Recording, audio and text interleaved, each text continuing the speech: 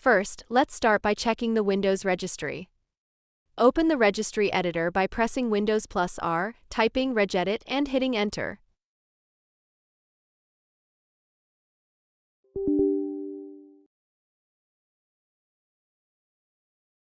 Now navigate to these two paths. If you find either of these folders, open them and delete any entries inside, especially anything related to DNS or Secure DNS.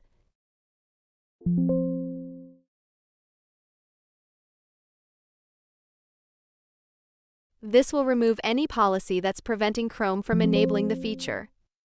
After deleting, restart your PC and check Chrome again. Now, if you didn't find those folders at all, don't worry, that's actually normal for most personal devices. It just means there are no policies set through Windows, and something else might be blocking the feature. Let's move on. Go to this path on Chrome. If you see a message saying your browser is managed by your organization, that's a clue that something else is controlling Chrome, maybe an app, antivirus, or leftover settings. After that, try this again. Go to this path. Temporarily disable all your extensions. Some of them may interfere with network or security settings. Restart Chrome and see if Secure DNS is working now. Some antivirus or VPN programs block encrypted DNS for security or tracking reasons.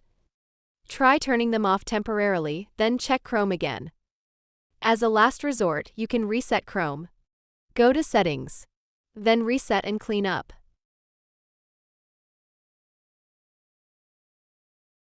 Then restore settings to their original defaults.